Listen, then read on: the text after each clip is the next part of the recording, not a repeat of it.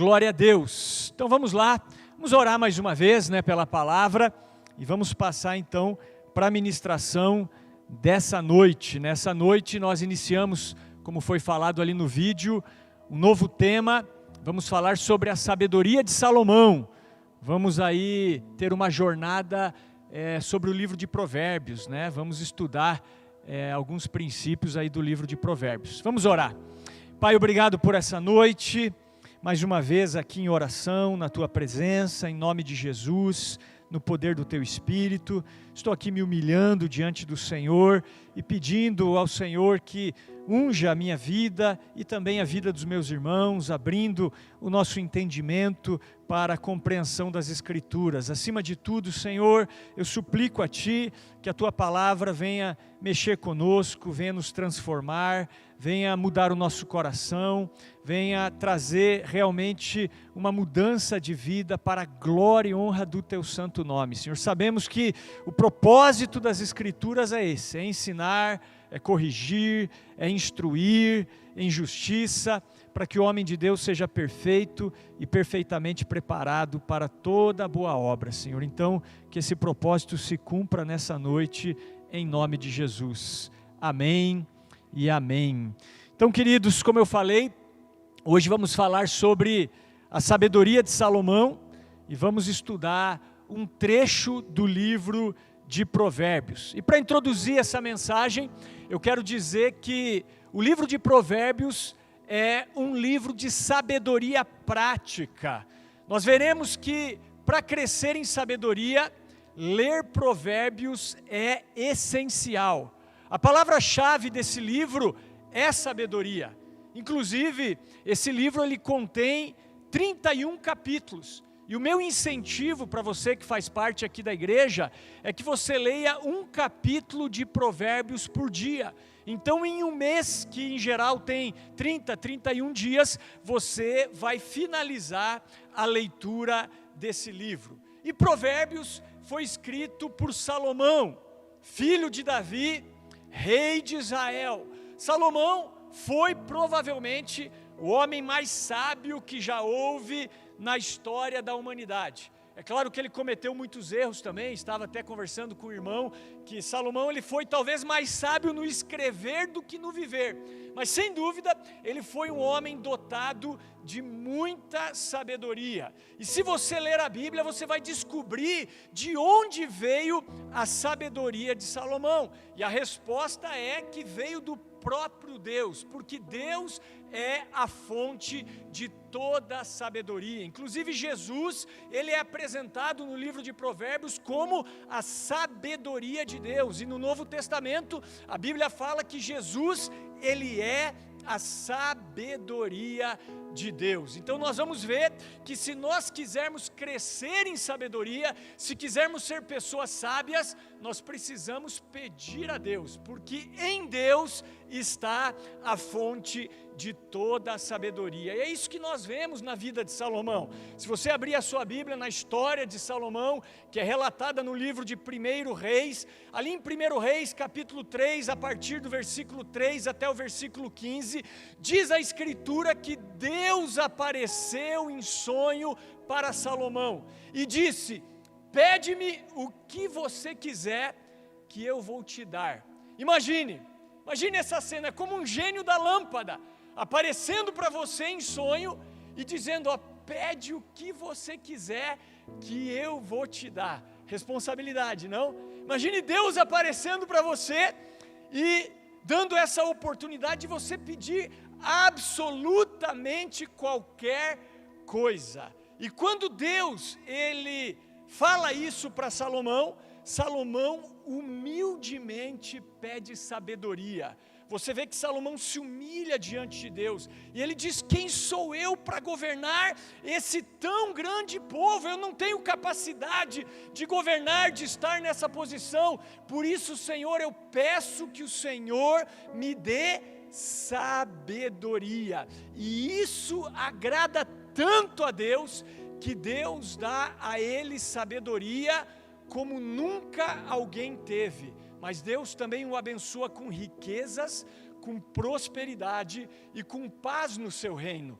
Deus diz para Salomão: porque você não pediu riqueza, porque você não pediu a morte dos seus inimigos, porque você não pediu glória, mas pediu sabedoria, eu vou te dar sabedoria como nunca ninguém teve sobre a face da terra, mas eu também vou te dar prosperidade, eu também vou te dar riqueza, eu também vou te dar paz. E o reinado de Salomão foi um reino de abundância, um reino de paz. Diz a palavra que na época de Salomão a prata, o ouro eram comuns.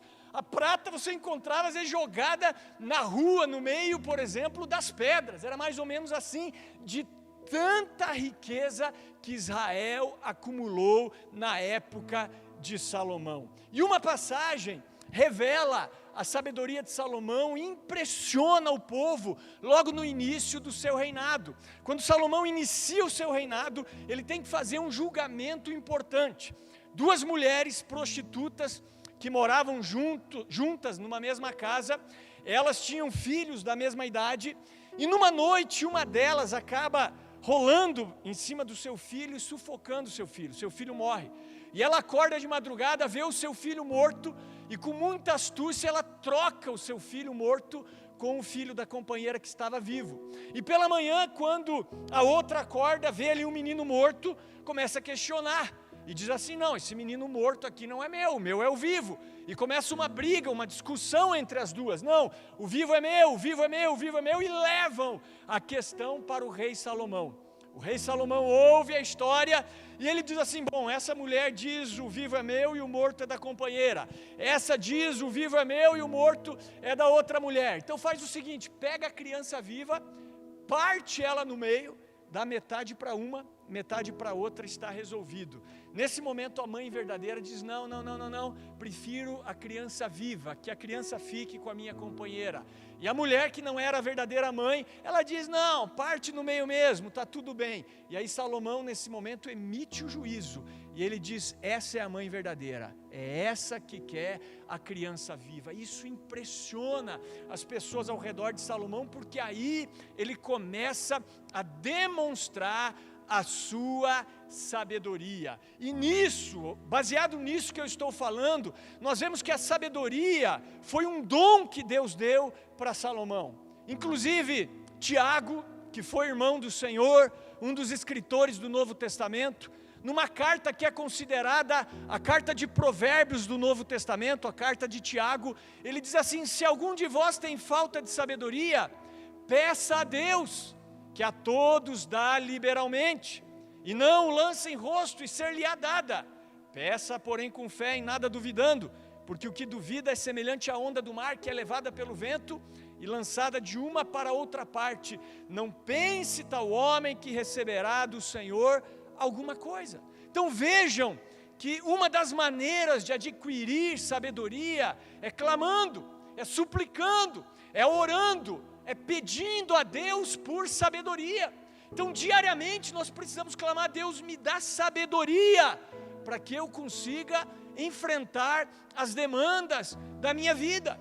Inclusive, um dos 9 dons do Espírito Santo é a palavra de sabedoria. O que é a palavra de sabedoria? É quando nós recebemos sabedoria diretamente de Deus para agir em determinadas situações. Como o próprio Jesus, naquela questão da mulher adúltera, quando trouxeram uma mulher adúltera apanhada em flagrante adultério e disseram: na lei de Moisés está escrito que tais mulheres devem ser apedrejadas até a morte, o que você diz?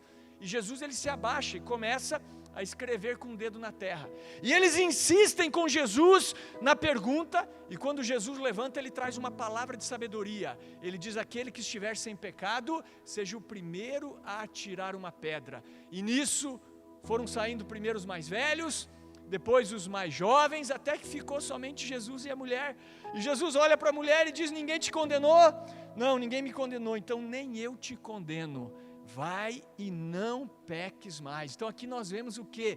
Uma sabedoria, uma palavra de sabedoria, sabedoria de Deus para resolver uma situação difícil. Então, se você quer sabedoria de Deus, se você quer ser sábio, se você quer ser sábia, você precisa clamar a Deus, você precisa pedir isso a Deus em oração. Mas não é só o pedir a Deus. Como eu falei no início, nós também devemos cooperar com Deus nesse processo. E ler o livro de Provérbios é essencial. Na verdade, ler toda a Bíblia é essencial. Porque se Deus é a fonte de toda a sabedoria, onde está a palavra de Deus? Está nas Escrituras. Saiba, a Bíblia não contém a palavra de Deus. A Bíblia é a palavra de Deus. É tudo que nós precisamos para viver. Então a fonte de toda a sabedoria está na palavra de Deus. Então essa galera que diz, não leia muito a Bíblia, você vai ficar bitolado, você vai se desviar, não cai nessa, irmão. Leia muito a Bíblia. Busque a palavra de Deus, porque é a palavra de Deus que vai te dar sabedoria. Então não é só pedir, é buscar também, é ler. Buscar, por exemplo, o livro de Provérbios. Quer ver como Provérbios é um livro de sabedoria, e quando nós lemos, nós adquirimos sabedoria? Vamos ver como começa o livro. Acompanhe comigo a leitura de Provérbios 1, de 1 a 7. Vamos ler esses versículos. Provérbios 1, de 1 a 7. Diz assim, Provérbios de Salomão, filho de Davi, rei de Israel, para se conhecer a sabedoria e a instrução, para se entenderem as palavras da prudência, para se receber a instrução do entendimento, a justiça, o juízo e a equidade, para dar aos simples prudência, e aos moços conhecimento e bom siso. O sábio ouvirá e crescerá em conhecimento, e o entendido adquirirá sábios conselhos, para entender os provérbios e sua interpretação, as palavras dos sábios e as suas proposições. O temor do Senhor é o princípio do conhecimento ou da sabedoria. Os loucos desprezam a sabedoria e a instrução. Então vejam que a leitura do livro de Provérbios nos dará o quê? Sabedoria, instrução, conhecimento, entendimento, disciplina, prudência, justiça, juízo e equidade. E ele diz que os loucos, os tolos, desprezam essas coisas. Então, dessa forma, hoje nós começamos essa série de mensagens baseadas no livro de Provérbios. Vamos fazer uma jornada pela sabedoria de Salomão e vamos buscar esse conhecimento prático para o nosso dia a dia. Inclusive, um dos versículos chaves que nós colocamos para esse mês é Provérbios 16:16, que diz que é melhor adquirir sabedoria do que ouro, e é melhor ter conhecimento do que prata. Então, muito mais importante do que bens materiais, muito mais importante do que recursos, é você adquirir sabedoria, é você adquirir conhecimento. Você já deve ter ouvido falar que o conhecimento é a única coisa que as pessoas não podem tirar de nós, e é verdade, né? Então, se você quiser realmente ter uma vida de equidade, uma vida de equilíbrio, uma vida de disciplina, uma vida de justiça, de juízo, de entendimento, você precisa buscar o conhecimento. Posso ouvir um amém, queridos? Amém? Então precisamos buscar o conhecimento, é isso que esse livro de Provérbios nos orienta a fazer. E baseado nisso, hoje eu escolhi um trecho do livro de Provérbios para expormos para vocês. Eu quero ler com vocês Provérbios 6, de 6 a 11, e nós vamos versículo por versículo, expondo isso para a igreja, e nós vamos aprender um pouquinho de sabedoria com as formigas. Vamos lá. Então Provérbios 6, de 6 a 11, diz assim a palavra de Deus através do sábio Salomão. Ele diz: vai ter com a formiga, ó preguiçoso, olha para os seus caminhos e sê sábio, pois ela, não tendo chefe, nem guarda, nem dominador, prepara no verão seu pão, na cega ajunta o seu mantimento. Ó preguiçoso, até quando ficarás deitado? Quando te levantarás do teu sono? Um pouco para dormir, um pouco a tosquenejar, um pouco a repousar de braços cruzados. Assim sobrevirá a tua pobreza como meliante, e a tua necessidade como um homem armado. Amém? Então vamos ver aqui o que nós podemos aprender nesses poucos versículos aqui. Então vamos ver o que nós aprendemos com as formigas, porque Salomão, ele cita aqui as formigas, e esse seria o tema da mensagem dessa noite. Então vamos começar com versículos 6 e 7, vou reler. Vai ter com a formiga, ó preguiçoso, olha para os seus caminhos e sê sábio, pois ela, não tendo chefe, nem guarda, nem dominador. Então a primeira coisa que eu aprendo com as formigas nesse texto é a proatividade, é a ação. Vejam que o texto diz que as formigas não precisam de um chefe, de um comandante, de um dominador. Não quer dizer que elas não têm um líder. Tanto as abelhas quanto alguns grupos de formiga tem ali, a abelha rainha, tem um líder ali, mas elas não necessitam do comando de um líder para agir.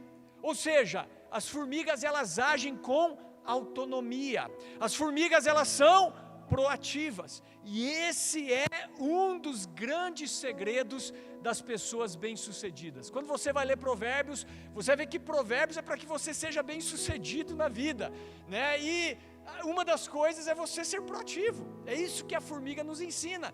E eu gostaria de dizer mais, né? Todo líder, todo supervisor, todo chefe, todo pastor ama ter pessoas proativas na sua equipe. O que são pessoas proativas, pastor Peter? São as pessoas que observam a necessidade e agem. Pessoas que não necessitam de um comando para fazer. Pessoas que têm ação. Pessoas que agem. Portanto, a primeira coisa que eu aprendo com as formigas é a proatividade. Então, para ser como formiga, você precisa em primeiro lugar deixar essa posição de vítima. Posição de vítima onde todo mundo é responsável pelo seu fracasso. Não, é você, né? Assuma a responsabilidade pelas suas escolhas, pelas suas ações.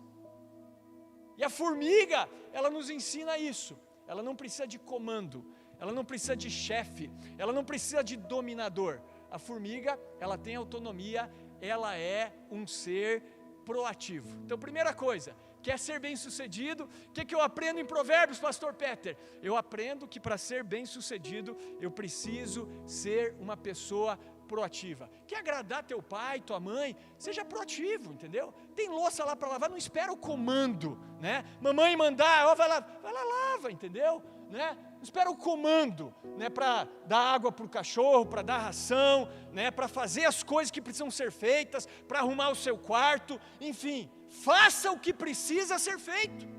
Na sua empresa, a mesma coisa. Na igreja, a mesma coisa, né? Não espere comando.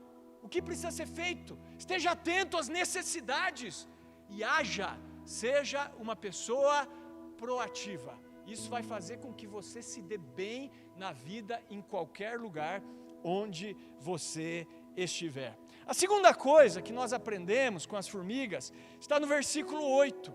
Olha só, diz assim: prepara no verão seu pão, na cega ajunta o seu mantimento. Ou seja, ela junta o mantimento no tempo de verão, no tempo de calor, para ter o que comer no tempo de dificuldade, no tempo de inverno, digamos assim. Então, o que eu aprendo com as formigas nesse versículo 8? Eu aprendo uma boa administração. Ou seja, se eu quero ser uma pessoa bem-sucedida, eu preciso ser um bom administrador. Então, as formigas armazenam no verão para ter o que comer no tempo de dificuldade. Então, trazendo isso para as nossas vidas, um dos segredos para uma vida bem-sucedida, e aqui eu vou entrar na questão financeira também, uma vida de prosperidade, é uma boa administração. E boa administração se faz com disciplina. O que é disciplina, pastor Peter? É quando você abre mão de algo que você quer muito agora, de um prazer imediato, por um prazer a longo prazo. Isso é disciplina. Eu quero muito sair do culto hoje e comer uma pizza. Puxa, mas eu propus que eu iria guardar esse dinheiro da pizza e ia fazer um investimento para fazer uma viagem no final do ano. Então, todo final de semana eu estou guardando R$80, aplicando para que no fim do ano eu consiga realizar um sonho ainda maior. A pessoa tem a disciplina de fazer isso. A pessoa não vive a curto prazo, ela não pensa no aqui e agora. Ela consegue pensar no futuro e agir dessa maneira. Não tem como ser um bom administrador sem disciplina. Olha só, eu não vou pedir para pôr ali, mas tem um provérbio que diz assim, ó, na casa do sábio há comida e azeite armazenados, mas o tolo devora tudo que pode. Provérbios 21, 20. Na casa do sábio há comida e azeite armazenados, mas o tolo devora tudo que pode. Então se você é aquela pessoa que devora tudo, caiu meu salário hoje, amanhã já não tenho mais nada, tolinho, não sou eu que digo. Provérbios está dizendo, você é tolo, porque vai chegar o dia da escassez, das vacas magras, e você vai ter nada. Uma parte dos nossos recursos tem que ser investidos, tem que ser armazenados, na nossa vida pessoal, na igreja. Administrar bem é sabedoria. Então ser bem sucedido, prosperar, nem diz a respeito de quanto você ganha, mas de como você gasta, irmãos. É isso aí. Eu preciso ganhar mais. Não, você precisa gastar menos. Se você é fiel no pouco, você vai ser fiel no muito. Se você é infiel no pouco, você vai ser infiel no muito. Se você não dá teu dízimo de um salário mínimo, quando você ganhar 10 mil reais, você não vai dar. Não vai dar. Não adianta enganar, isso é conversa para boi dormir. Quem disse isso foi Jesus, e o que ele diz é verdade. Fostes fiel no pouco, sobre o muito te colocarei. Quem é fiel no pouco, é fiel no muito. Quem é infiel no pouco, é infiel no muito. Então não diz a respeito de quanto você tem, de quanto você ganha. Diz de quanto você gasta, não é verdade? E a Bíblia fala muito sobre administração. Quando Jesus, ele conta aquela parábola do homem que queria construir uma torre, né? Ele diz assim, pois qual de vós, querendo edificar uma torre, não se assenta primeiro para calcular os gastos que você vai ter, para saber se você tem com que acabar, para que não aconteça depois de ter lançado os alicerces, não podendo acabar, todos comecem a escarnecer dele, dizendo, esse homem começou a edificar e não pôde acabar. Então, ou seja, eu vou realizar um empreendimento, eu preciso ser prudente, eu preciso calcular, eu preciso sentar, eu preciso planejar, eu preciso ter consciência se eu vou ter condições de fazer isso, senão eu preciso esperar, senão eu preciso guardar dinheiro, senão eu preciso frear o meu ímpeto. Então veja que o planejamento é importante para uma vida bem-sucedida. Na minha casa, a minha esposa, ela planilha até uma bala que nós compramos, né? Quando eu chego em casa, cadê a nota do sacolão? Eu falei, não peguei nota, anota lá no post-it quanto que foi, né? Tá bom, pá, tá lá. Então todo mês a gente sabe quanto que entra, literalmente, e quanto que sai. E nós sempre conseguimos viver de acordo com os nossos rendimentos. Muitas vezes foram poucos os nossos rendimentos, poucos mesmo. Outras vezes foram maiores, né? Mas, enfim, a gente sempre conseguiu se virar, né? Porque a gente viveu de acordo com aquilo que nós ganhávamos. Então aqui vão algumas dicas para vocês, é importante falar isso, porque são coisas simples, mas é impressionante como as pessoas, inclusive na igreja, não têm costume de colocar algumas coisas dessas em práticas, né? Tem um livro chamado Amor e Lucro, do psicólogo cristão Gary Chapman, que é o mesmo autor das 5 linguagens de amor. E ele tem um capítulo onde ele fala sobre o casal usar o dinheiro com criatividade. E ele vai dar algumas dicas práticas. Primeira coisa que ele diz é o casal comprar e aproveitar as ofertas sazonais. O que é isso?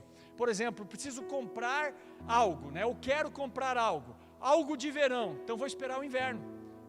Provavelmente aquilo vai baixar o preço, vou esperar uma oferta sazonal. Quero comprar algo de inverno, vou esperar o verão. Eu me lembro que uma vez eu queria uma bermuda de surf, e não era uma bermuda cara, não era uma bermuda de marca, era uma bermuda que girava em torno, na época, de R$50. Sabe quanto que eu paguei?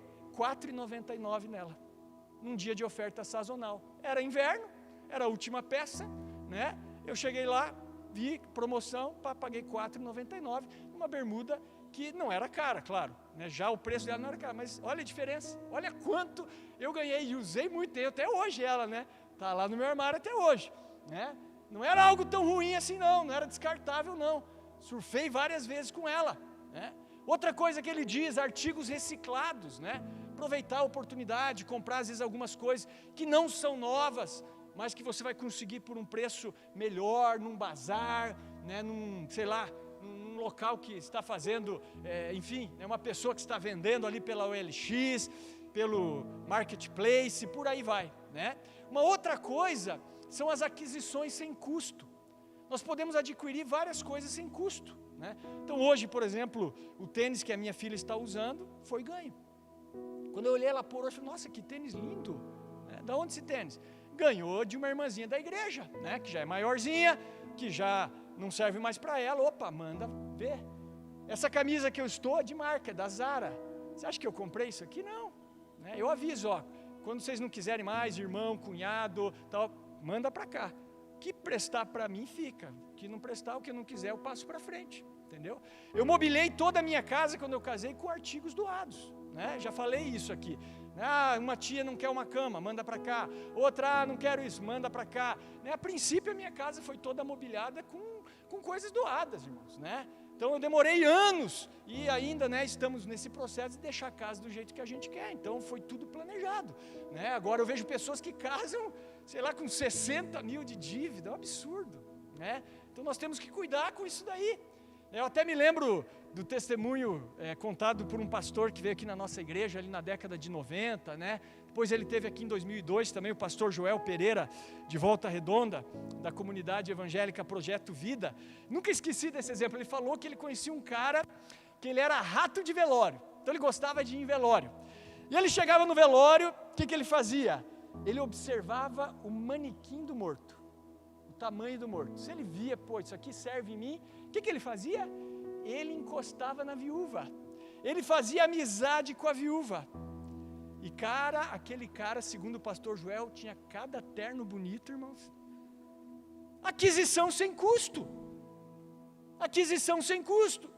Usava boas roupas, sem pagar nada por elas. O problema é que muitas vezes nós somos compulsivos, né? Não sei se vocês lembram, nós fizemos uma live alguns anos atrás com o economista, o irmão da Rose, o Carlos Magno. E ele falou que quando você está, por exemplo, no shopping, quando você está indo, né, num local desses de compra, quando você deseja uma coisa, você tem que fazer 4 perguntas. Primeira pergunta, eu quero isso que eu estou vendo? Beleza, eu quero. Então, primeira pergunta. Segunda pergunta, eu mereço isso? Puxa, eu estou trabalhando, tal, eu mereço. Beleza. Terceira pergunta, eu preciso? E aqui que muitos falham, né? Porque às vezes você não precisa daquilo. É simplesmente um desejo consumista. E em quarto lugar, eu posso adquirir isso, porque daí o que você faz? Você passa lá no seu crédito, né? Mas a conta vai chegar. E ele diz, então essas 4 perguntas precisam ser feitas. Eu quero, eu mereço, eu preciso e eu posso. Então as formigas, elas nos dão um exemplo de boa administração. E para isso é necessário disciplina. Disciplina. José do Egito, por exemplo, ele durante 7 anos de vacas gordas, ele guardou 15% de todas as colheitas do Egito. Nos 7 anos de vacas magras, ele comprou o mundo inteiro se tornou de Faraó, porque veio as vacas magras, ninguém estava preparado, ele comprou primeiro as terras das pessoas em troca de trigo, depois comprou as próprias pessoas, as pessoas do mundo se tornaram de Faraó, e toda a terra se tornou de Faraó, ele simplesmente emprestava para as pessoas cuja mais a terra se tornou de Faraó. Por quê? Porque ele se preveniu. Então quem se antecipa governa, porque ele tinha a revelação de Deus, de que haveriam 7 anos de vacas gordas e 7 anos de vacas magras, ele se antecipou, ele guardou 15% das colheitas nos anos de prosperidade, e nos anos de escassez, ele comprou o mundo inteiro. É assim que se faz. Você está num tempo de vacas gordas, não coma tudo que você tem. Guarde, porque o tempo de vacas magras inevitavelmente vai chegar. E aí, o que você vai fazer nesse tempo? É como a parábola dos talentos. A parábola dos talentos é uma parábola de administração, onde o Senhor sai de viagem, esse Senhor representa o próprio Jesus, e ele deixa ali 2 talentos com um, né? Não, 3, né? Com um, 2 com o outro e 1 com o outro. E diz, multiplique, administrem bem, multiplique até que eu volte. Um deles investiu dinheiro, multiplicou, quando o Senhor voltou, entregou com juros. O segundo a mesma coisa, o terceiro não, ele escondeu o dinheiro. Ele não investiu, quando o senhor volta, ele devolve um denário, um talento, na verdade, né, para esse senhor. E o que acontece é que o senhor o chama de mau, de negligente servo. O servo, inclusive, é jogado num lugar onde há fogo e ranger de dentes. Na parábola, ele é jogado no inferno. Essa é a realidade. Por quê? Porque não administrou aquilo que o Senhor colocou nas mãos dele de maneira correta. Então, quem se antecipa, quem administra bem, governa.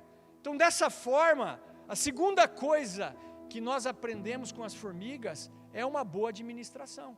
E quando nós falamos de finanças, tem uma frase do John Blanchard, que ele diz: poucas coisas testam mais a nossa espiritualidade do que a maneira como administramos o nosso dinheiro.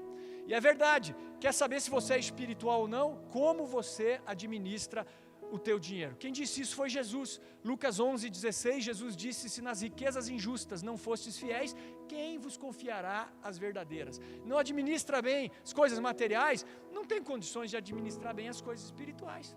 Essa é a verdade, essa é a realidade. Então, a administração daquilo que Deus coloca nas tuas mãos diz o quão espiritual você é. Então, se você gasta por impulso, se você não administra bem os seus recursos, se você não tem reservas, não tem investimentos, cuidado.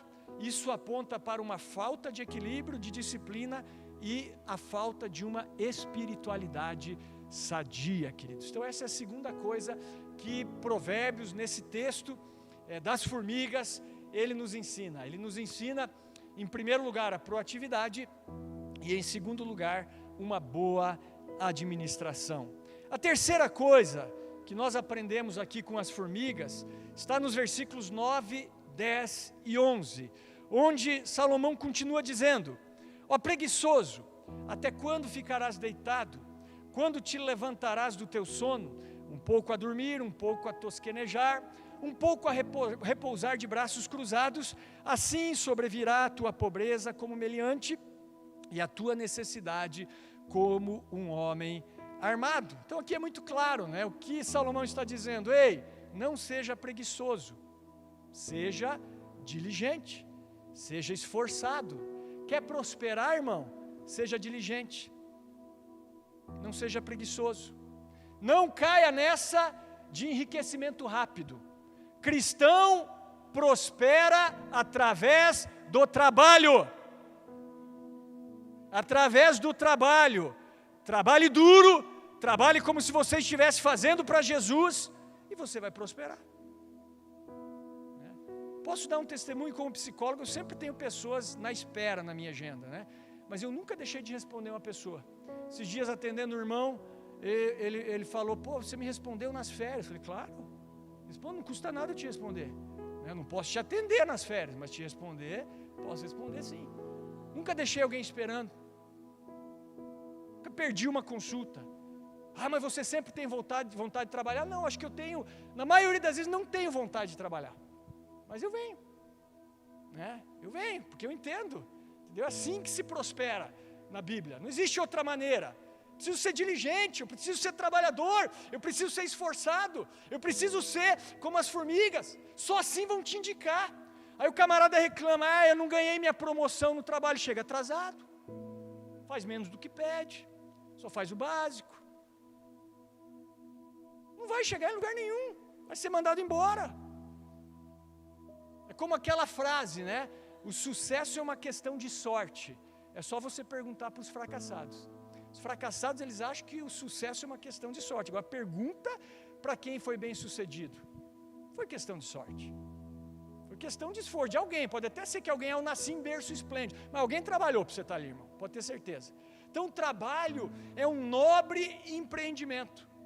Inclusive, antes de dar uma mulher para Adão, já falei isso aqui, Deus deu um trabalho para ele, né? E Paulo diz: quem não quer trabalhar, que também não coma. Então, como que eu prospero, pastor Peter? Diligência.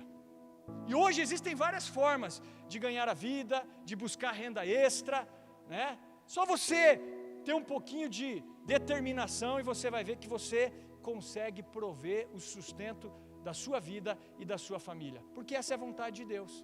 Por exemplo, no deserto, quando o povo estava ali, aqueles 40 anos, sob a coluna de nuvem, a coluna de fogo, o povo tinha provisão de Deus. O povo tinha o maná caía do céu diariamente, eles tinham que colher aquilo que eles precisavam comer para aquele dia, mas quando eles entram na terra prometida, cessa o maná. Por que cessa o maná? Porque terra prometida não é lugar de provisão de Deus, simplesmente, não é lugar de colher maná. Deus disse: agora vocês vão arar a terra, e a terra vai produzir frutos, e a terra é uma terra que emana leite e mel, mas tem que trabalhar. Cessa o maná quando entra na terra prometida. Então, a gente quer viver no deserto como pessoas, ou como igreja, ou a gente quer viver na terra prometida? Quer avivamento? Avivamento, em primeiro lugar, é fruto de trabalho e resulta em muito trabalho também. As duas coisas. Começa com trabalho e continua com trabalho. Tem como? Avivamento é pepino. É peixe sujo para limpar, é rede para arrastar, entendeu? É isso. É igual o nosso irmão brincou com a Marla que semana passada, né? Ela brincou, ela fez uma brincadeira, né? Assim, de às vezes vir pessoas para a igreja muito problemáticas, né? Aí o irmão brincou: mas a igreja não é um hospital? Você só quer agora convênio particular? Você não quer SUS? Tem que ter ala SUS da igreja também. A igreja é o cajuru de Deus. As pessoas vêm estrupiadas, arrebentadas: queremos avivamento. Então se prepara para trabalhar, irmão, para limpar peixe, para estar aqui de manhã, de tarde, de noite. Essa que é a verdade, não tem outra explicação. Olha só o que a Bíblia diz, Provérbios 22, 29. Você já viu alguém muito competente no que faz? Ele servirá reis em vez de trabalhar para gente comum. Provérbios. Alguém competente no que faz vai trabalhar para reis.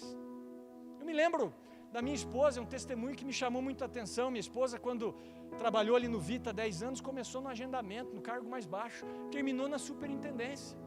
Ano passado, um ano atrás, fui fazer minha cirurgia do joelho, meu plano era enfermaria, tá? Os caras me colocaram no quarto, me trataram aqui, sabe por quê? Porque eu estava com ela.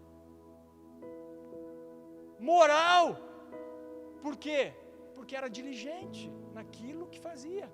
Quando ela recebeu uma promoção, o cara falou: é aquela lá que sempre está alinhada, sempre chega no horário, sempre atende as pessoas bem, aquela que eu quero promover.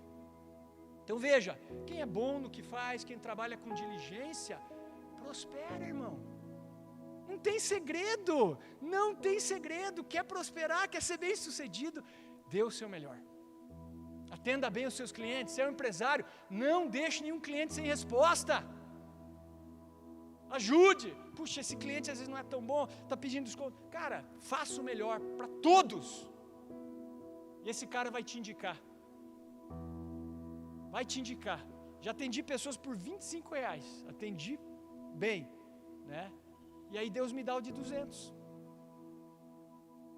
É assim que funciona. Salmo 128, 1 e 2. Bem-aventurado o homem que teme ao Senhor e anda nos seus caminhos. Feliz serás, comerás do quê? Do trabalho das suas mãos. Não vai viver de assistencialismo. O que trabalha com mão displicente empobrece, diz Salomão, mas a mão dos diligentes enriquece. Então é isso que as formigas nos ensinam.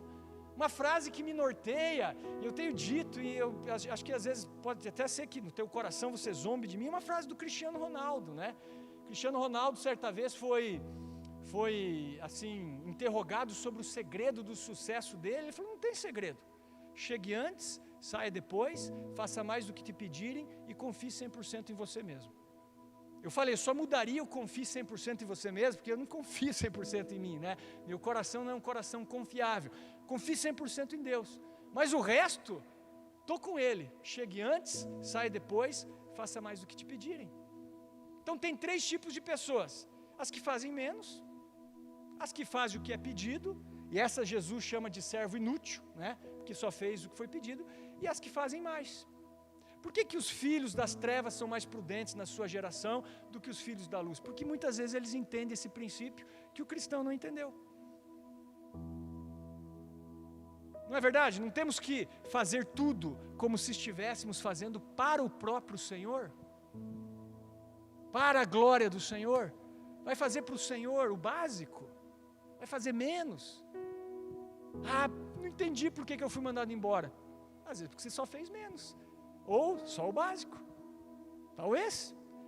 A gente tem que fazer uma autoanálise. Quem agrada a Deus? O que faz menos, o que faz o básico ou o que faz mais? Se você ficar no menos ou no básico, vai chegar a tua hora, pode ter certeza.